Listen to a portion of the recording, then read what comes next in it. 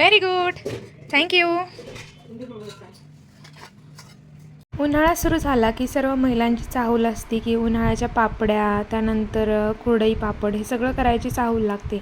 तर आम्ही पण आता सुरुवात केली आहे बटाट्याचा किस करायचं. तर इथं आम्ही आता 2 किलो बटाटे आणलेत आणि स्वच्छ धुवून घेतलेत. आता इथे आपण बटाट्याचे साल काढून घेऊयात. तर हा बटाट्याचा किस पांढरा शुभ्र राहावा, अजिबात काळा पडू नये यासाठी एक टिप मी तुम्हाला सांगणार आहे. त्यासाठी व्हिडिओ नक्की शेवटपर्यंत बघा. तर इथं आता सर्व बटाट्यांचे साल हे आपण काढून घेतलेले आहेत. पाण्यामध्येच ते बटाटे ठेवलेत आपण आणि आता पाण्यामध्येच आपण ते एका खिसणीच्या साहाय्याने आपण ते असे लांब लांब असे खिसून घ्यायचे आहेत आपण बटाटे. हे बघा असे.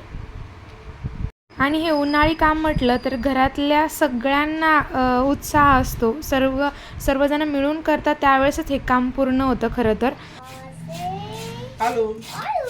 आता बटाट्याचा किस हा सर्व आपण किसून घेतलेला आहे आणि आता स्वच्छ 2-3 पाण्यामध्ये धुवून घ्यायचं आहे. तर इथे जी टीप म्हणजे बटाटे हे काळे पडू नयेत यासाठी काय करायचं, पाण्यावर थोडी तुरटी फिरवायची. तुरटी फिरवली की हा बटाट्याचा किस हा काळा पडत नाही. तर नक्की तुम्ही एकदा ट्राय करून बघा, ही एक टीप आहे. आणि त्यानंतर तर स्वच्छ धुवून घेतल्यानंतर आपण आता इथे उकडून काढणार आहोत हे बटाट्याचं किस. त्यासाठी इथे मी आता एका पातेल्यात पाणी ठेवलेलं आहे. 2 किलो बटाटे होते त्या अंदाजानुसार इथे मी मीठ टाकणार आहे आणि पाणी थोडं जरा जास्तच उकळायला ठेवायचं आहे आपण इथे. आता पाणी चांगलं गरम झालं, उकळलं की त्यामध्ये आपण हा किस टाकायचा आहे आणि एक 5 मिनटं हा आपण शिजून घेणार आहोत. म्हणजे हाताने असं कट करून बघायचं, थोडंसं तुटल्यासारखं वाटलं बटाटं आणि पटकन शिजतो मेन म्हणजे हा. तर तुटल्यासारखं वाटलं तर लगेच काढून घ्यायचा, जास्त पण शिजवायचा नाही. एक 5 मिनटं बरोबर असं हलवत राहायचं त्याला आणि शिजून घ्यायचं. तरी त्या अर्धा किस आपण पाण्यामध्ये टाकलेला आहे. पहिले अर्धा किस शिजून घेऊयात. इथे बघू शकता आता आपण हे शिजलेलं आहे, 5 मिनटं झालेत. तर आता हे काढून घेऊयात आपण. एक चाळणी ठेवली आपण इथे आणि चाळणीच्या साहाय्याने पाणी गाळतोय आणि हेच पाण्यामध्ये जो अर्धा किस उरलेला आहे तो त्या पाण्यामध्ये उकळून घ्यायचा आहे आपण.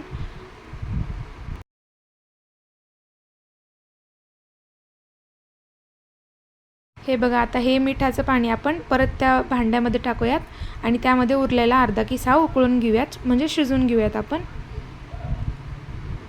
एकसारखा सगळा शिजून घ्यायचा आहे.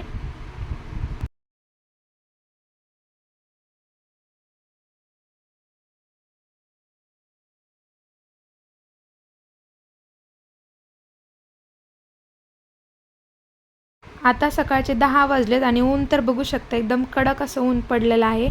आणि मेन म्हणजे हा किस आपण सावलीत घालायचा नाही. सावलीमध्ये जर वाळत घातला तर तो काळा पडतो. म्हणजे उन्हामध्येच आपण वाळत घालणार आहोत. एकदम कडक चांगलं ऊन पडलं आहे.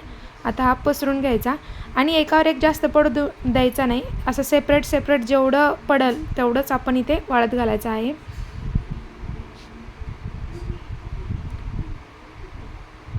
श्लोक पण बघा इथे मस्त आम्हाला हेल्प करतोय. हेल्प काय, जास्त कामच वाढून ठेवल, बाकी काही नाही आहे. असं फेकतोय तो सगळीकडे असं किस.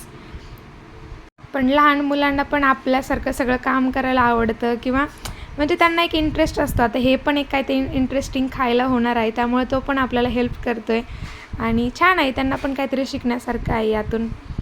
आणि मस्त अशा उन्हामध्ये आम्ही आता सर्व किस हा पसरवलेला आहे आणि जवळपास 4 ते 5 वाजेपर्यंत ठेवणार आहोत. 4-5 वाजेपर्यंत चांगला कडक असा वाळून तयार होतो तो. हे बघा, ऊन लागतंय. 10 वाजताचं ऊन एकदम कडक आहे. आता 4-5 वाजता जेव्हा आम्ही हा किस काढला तर बघू शकता एकदम कडक असा वाळलेला आहे. आता आपण हा तळून घेऊयात. तळून दाखवते मी तुम्हाला याचा चिवडा आपण कसा करू शकतो ते.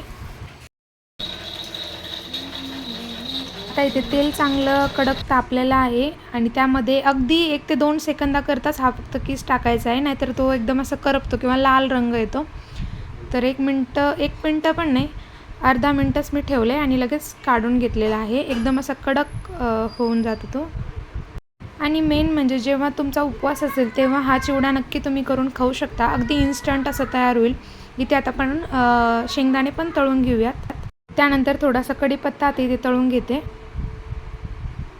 आता यावर चवीनुसार मीठ टाकायचं आहे. तसं आपण बटाटे शिजताना थोडंसं मीठ टाकलेलंच होतं, त्यानुसार इथे आता थोडंसं मीठ टाकायचं आहे आणि थोडीशी लाल मिरची टाकायची किंवा हिरवी मिरची पण टाकू शकता तुम्ही.